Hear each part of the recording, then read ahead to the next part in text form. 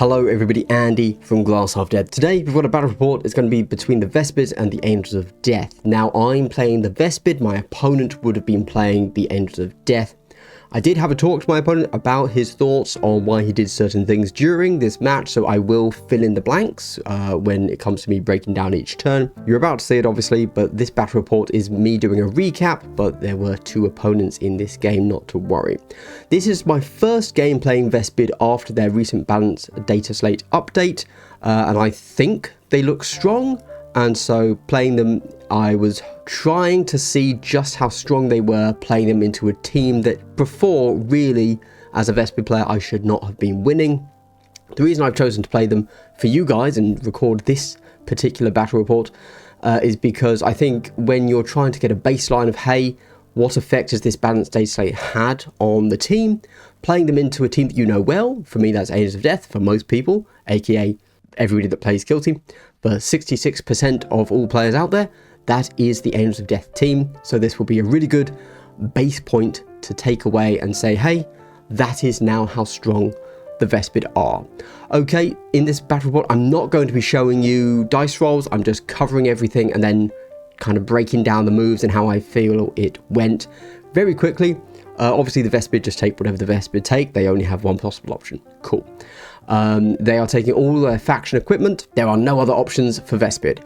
We then get over to the Angels of Death. They are also taking all of their faction equipment.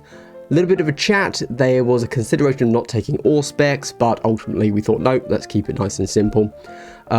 We also had a decision to make here. So obviously this is not a tournament we're playing in. This is a one-off game. My opponent chose to go with what we both consider the standard loadout, which they would take if they were in a tournament, which is aggressive and dueler for their chapter tactics. That is not what we both think would actually be the best chapter tactics to take into this particular matchup. We discussed it. They'd probably rather take something else. However, kind of one of the balancing factors of Angels of Death is that when you're in a tournament, you don't get to pick your chapter tactics depending on the team you're going into. And because ultimately, if they were to go to a tournament, they would pick aggressive and dueler because that is a very safe pick in some of the majority of teams with Angels of Death. They just stuck with that to see how it felt. When it comes to the Marines' actual unit picks, they've gone with something that I wouldn't normally expect to see on the table, but they just kind of went full send. So we've got the Captain, Justian. We've got the standard. You've always got to take your Assault Intercessor Grenadier and your Intercessor Gunner. And then instead of taking a heavy or a sniper, they just went with all Assault Intercessors. Normally, you would expect to see either the heavy or more normally the Eliminator. However, because of Vespid, the Eliminator isn't really going to get shots, isn't going to be able to make use of their Seek Light. So an additional bolt pistol and chainsword is actually the better pick, or at least so my opponent thought. With that said, very quickly, if you like anything you see on the board, chances are I have a discount code for you. Check in the pinned comment and then in the description. For example, the dice tray and all-in-one carry case to the right is by GG Easy Games. The objective markers are from Crossfire Games. And the tokens and markers I'm using for the Vespid are from Buy the Same Token. Go check all of that out. And of course, before we crack on with it, I would like to give a subscriber only benefit, and that is a big double hello. Wow, so wholesome. Truly the wholesomest notion about the world of Glass Half Dead. What is a double hello? Well, it's a pleasantry that's given to you twice, and who wouldn't want a pleasantry given to you twice? Let's get straight into it. To start the game, the Vespids used a reposition to move their long sting up onto the top floor here, which you can't see. And the Marines, having no idea what they wanted, just went with utility grenades, one smoke and one stun.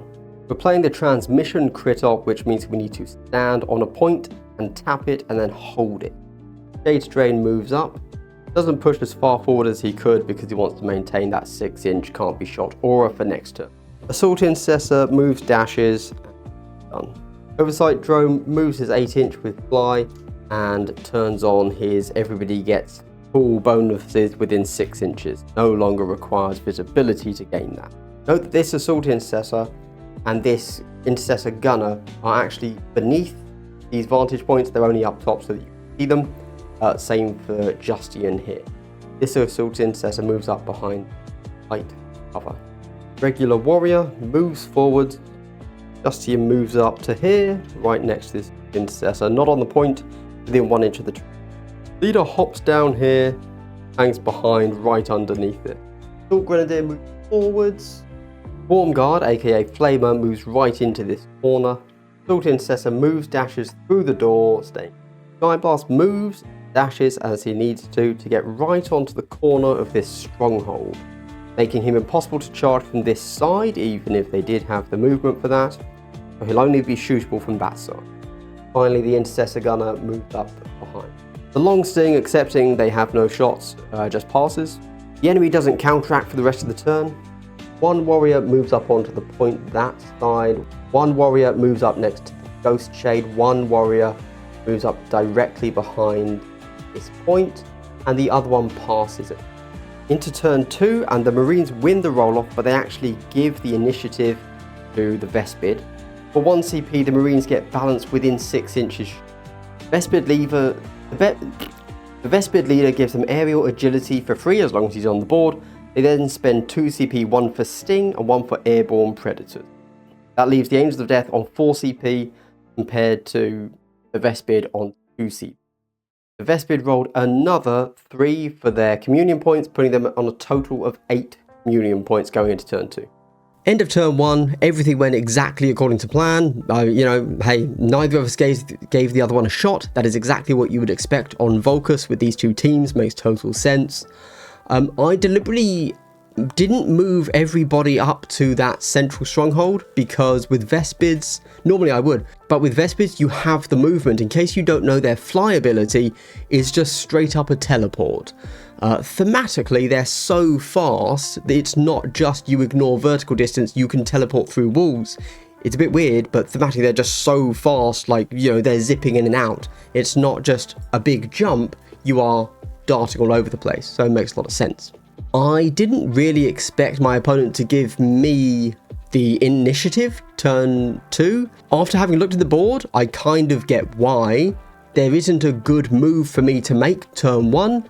And of course with transmission, there's kind of nothing to do until you get to the final few activations of the turn, so it's not like I can score crit op, because if I simply tap a point, well, I'm just saving him an AP from having to tap a point on his turn. Yeah, I was expecting him to start the trade war. He charges in, kills 1-2 dudes, and then I get to just wreck a Marine. That was fine by me, because as you'll find out soon, my tac op, yes, giving it to me, I was a little bit lost. I suppose my initial thought was, okay, time to start the trade war. I'm going to go in, I'm going to go hard. I see there are 2 areas where I can get some AoE damage, so I'll probably go with one of those. Let's see what I do. The Skyblast moved to there so that he has an unobstructed shot here. Blocks to an engage, obviously. Takes a shot, it's blast 2, so he manages to hit both. Manages to do a delightful 8 damage to the first Assault Intercessor, the main target, but completely flushed the roll against Justian. Assault Intercessor is then down to 7 wounds remaining. The Neutron Fallout token goes there. That will be D3 damage when either of them activate. The Assault Intercessor claps back, but ends up rolling quite poorly. Has to shoot twice to remove this Sky Swarm, Sky Guard, Sky Brood dude, but he successfully does that, and then, because he's only got 1 APL left, just taps the point. He did only take 1 damage when the Neutron Fallout marker. Not knowing what to do, my regular warrior moves up to contest the point, going engaged, taking a shot at this injured Assault Intercessor, absolutely fluffs the roll, and the Assault Intercessor saves all of the hits. No matter the fact I had piercing, balanced, all of that stuff, that is just still Vespids. You hit on 4s, you might just fluff it. Assault Intercessor moves up to the corner here, makes sure he's not visible to the Long Sting up top, shoots and does much more what you'd expect from a Marine, and one-shots the Vespid. He then also dashes further back so that he can think about climbing up here next turn instead of pushing out around here. Drone moves up to here and turns on his aerial guidance so that everybody within 6 inches of him will now have lethal 5. Assault Intercessor decides to brave it, rotates himself as much as he possibly can so that he can't be seen, hopefully, goes engage and taps the point. doesn't make any attacks. He can't quite be not visible to some big threats on the Vespid side, so instead opt for the fact that you'll have to get in there to get an unobscured shot on. Completely taking the Bloodlust bait, I decide to charge in, take a shot. I have all my buffs up, but I completely fluffed the roll, rolling a single 5. Now, the aerial drone is within 6 of this guy, but cannot actually see the operative beneath him, and so I don't get the lethal 5. I do have balance, I do have piercing 1. I fluff it. Enemy saves the 1-5 that I rolled. The Intercessor Gunner decides to go loud and take some shots here, and despite shooting twice, absolutely fluffs it, so runs away, only dealing 4 damage to the Vespid.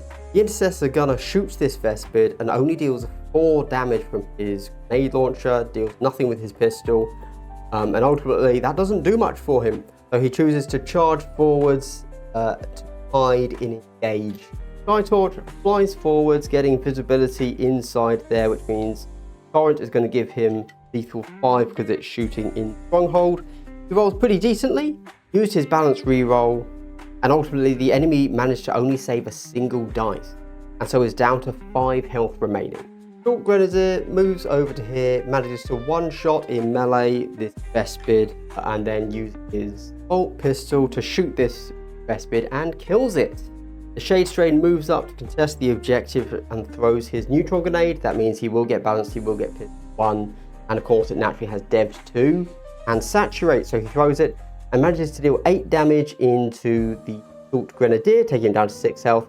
Doesn't do much, unfortunately, into the Gunner, and only deals 3 damage, taking him down to 11 health remaining. The final activation is Justian moving through the door into here. Well, I'm putting him on top so that you know he's there. Remember, he's there. And then shooting the Form Guard, killing him in 1 shot. He did go hot, and he did actually take 1 damage. Can you believe? Honestly, I think that's the first time I've actually seen a hot roll failed. But he also took 1 damage from the neutron fallout, taking him down to 13 health remaining.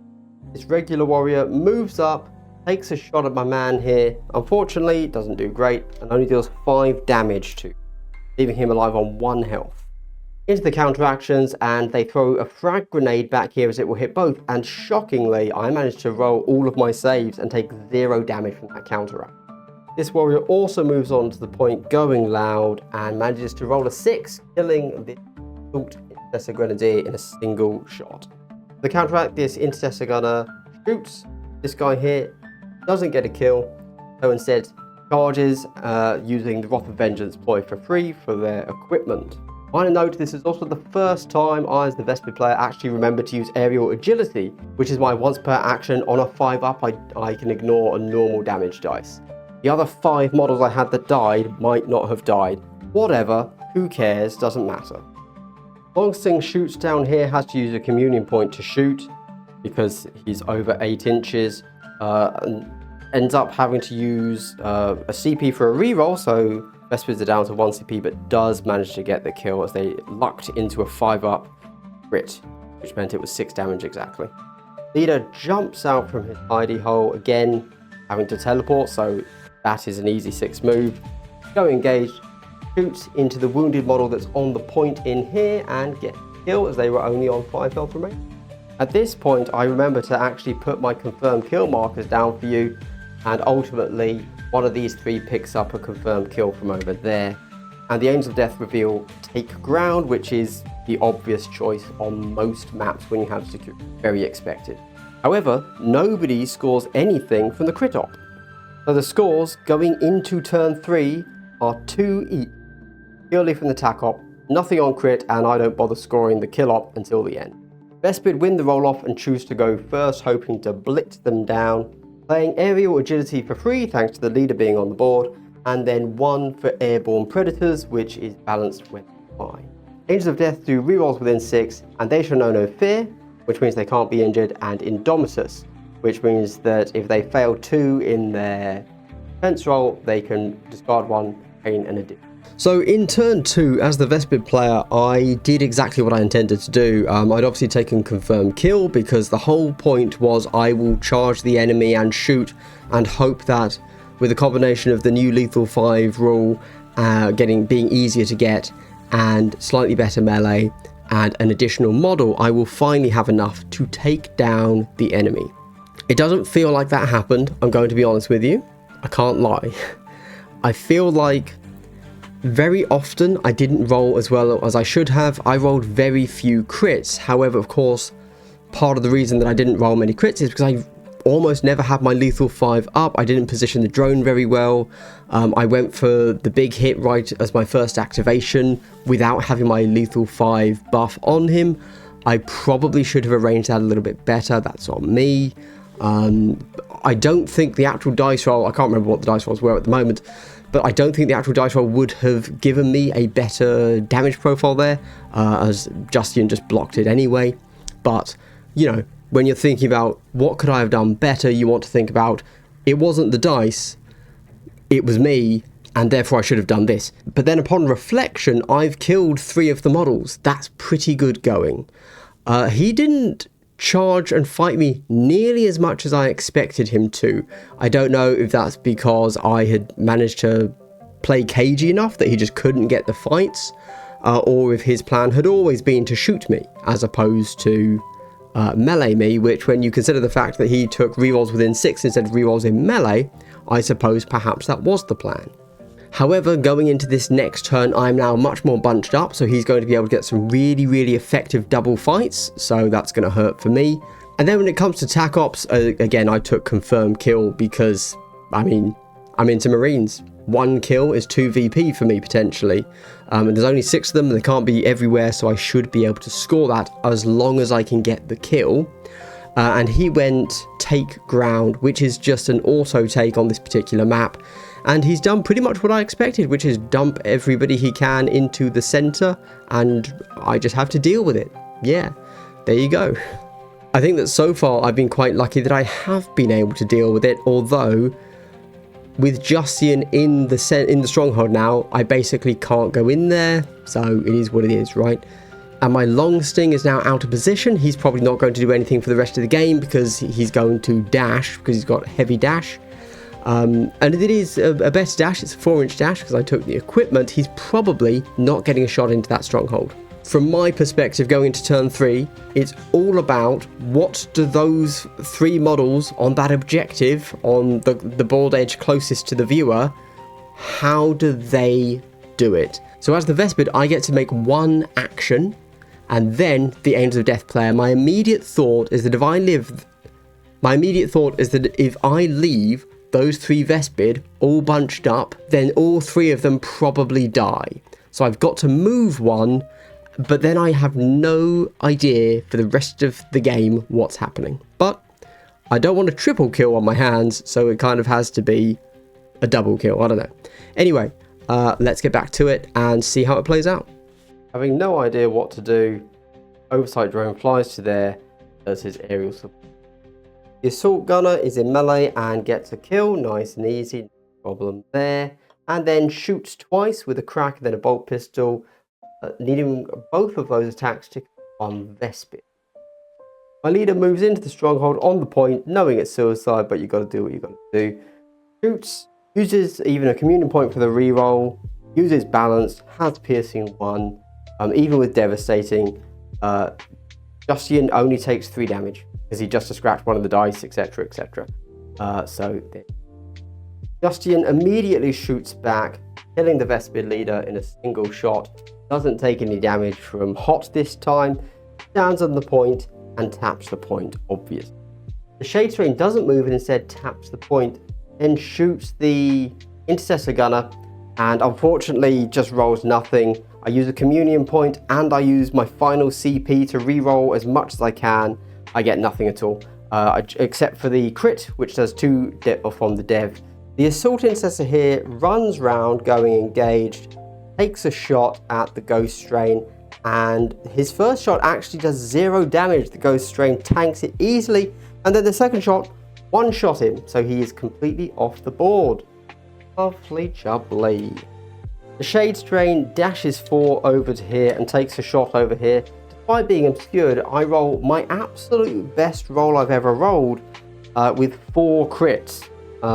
It did require a balanced reroll for that, but I managed it. If I'm honest, I would have liked to have seen those it's spread around elsewhere on the board throughout the previous turns, not all right now. And of course I place a confirmed kill marker, not that I'll be scoring it.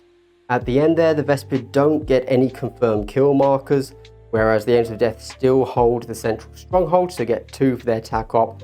For the crit op, the only marker that is held is the central marker, which gives the Angels of Death not only hold 1, but it also gives them hold more, so they manage to score 2 for that central objective. So turn 3, I don't know man, everything fell apart. I obviously decided to take the initiative, thinking, oh, I've got a big play. But then I didn't have a big play because I actually thought that the Marine closest to you guys, the gunner there, was not tied up in melee. So I thought I had a play there. I did not have a play there. So then I'd taken the initiative and I was like, oh, I've got nothing to do. Unfortunately, I have to wait for him to go kill my guy, hope he doesn't wreck the rest of the guys there, and then retaliate. So instead I opted to say, okay, that's fine. I would instead move the drone so that the oversight drone is then where he should be with his 5-up lethal aura on, which is a good move. Not really the big play that you want to have for, you know, turn 3 where it's all on the line. And sure enough, yeah, I get wrecked. It is what it is. Very quickly turn 4 for you. The rest of the game I don't need to play out. Long story short, both of the Marines end up in here and they just hide right in the corner because the furthest my Vespid can go is a 4-inch dash, which takes him to about there-ish. And he can't actually see past this piece of terrain. That is the game finished. Thank you. Yeah, that's about how we expected it to go. And so if we're looking at my final thoughts for Vespid and then a little bit about AOD and how we all played there. So I did standard Andy, standard glass play there, which is full send. I don't want to have to think too much. I enjoy running forwards and killing stuff, so that works fine for me. That's why I took confirmed kill. And I did, for sure, I mean, I wanted to play this team this way to see how they performed against, very specifically, Angels of Death, an elite team that can, with relative, you know, as good as any team in the game, ignore my shooting. Because Vespid ultimately still only do one thing. They move forwards and they shoot stuff. Now, I wouldn't say that the AOD played a perfect game. I wouldn't say that I, as the Vespid, played a perfect game either. But with all things considered, I hate to say it. I really do. But as the Vespid... okay, look. I already said that I could have been more efficient with my placement of the oversight drone. However, everything else was basically correct. The Vespid just move forwards and shoot things. That's it. And at the end of the day, obviously you didn't get to see my dice rolls, and I don't want to blame the dice. As you know, I would never do such a thing. But ultimately, I just didn't roll that many 4-ups. The Vespid shooting is good. I basically always have piercing 1, dev 2 balanced. That isn't terrible. Unfortunately, I didn't roll that many 4s. There's not much more to it. I genuinely can't tell you what else to do with the Vespid. I think the only alternative way to play Vespid is, instead of going the full send, going confirmed kill, you might want to consider a slightly more sensible play, which of course would be your beacons, right? Plant beacons. Because sure enough, I suppose towards the end there, turn 3 and 4, if I hadn't died so much, then perhaps I would have been able to score some more attack ops. There was no way, realistically, I was ever going to stop take ground or take whatever it is, take cover, take ground from the AOD there. I just, you know, once they get 2 or 3 guys in a stronghold, you cannot remove them unless you are also an elite team and you're putting your entire team into them, right? That's just how that game works. So I think that was pretty much all as it should have gone. But I will throw it out there. If I had just rolled better, this could have been the Vespid tabling the AOD. I had a pretty strong turn 2 and it just didn't go anywhere turn 3 due to some dice rolls. and due to the Wrath of Vengeance allowing the AoD to shoot and then charge to just get that little bit of chip and then a kill. And that's about it for the Vespid. Yeah, from the Angels of Death perspective, I obviously Relentless and Dueler did nothing into Vespid, and that was definitely expected. As AoD, you know that they are never going to charge you, and also because they have such solid movement, they should be able to not be within double fight distance of most of their models. So he made the right choice. In every turn he played rerolls within 6, and you know what? Into a 9 wound 5 up save model, I made so few saves. You know what?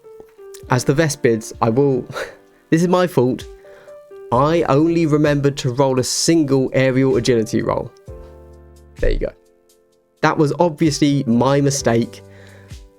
Would it have changed the game? I really don't think so. No. Statistically, if I had saved a third of the dice that had gone through to me, most of them still would have killed me. Maybe I'd have had one more model going into turn 4. But there was no way I was killing 2 full health Marines secure in a stronghold. There you go. Yeah. Alright, well, thank you for watching, everybody. I hope you've enjoyed this. Again, if you liked the look of any of the stuff I was using on the board today, I have affiliate links so you can get some money off of those pinned in the top comment. And also, if you like buying Kill Team in the UK, I have affiliate links for both Wayland and Element Games. Look, hey, whether you use my affiliate links or any, go to your favorite content creators page. They will have affiliate links to Element Games and Wayland Games. Buy through one of those affiliate links. It always helps out the creator and it costs you nothing extra, and you were going to buy those models anyway. I always do that. Whenever I'm buying some Warhammer, I always click on a creator that I like affiliate links because there's no reason not to. Thanks for watching, everybody. Hopefully you've enjoyed this. Do let me know which teams you would like to see up next. Fingers crossed, I've already recorded the next game. Don't know what there be, but for the game after that, I will be looking through the comments, and if one team gets upvoted and like commented more than another, I will for sure run them. Thanks for watching.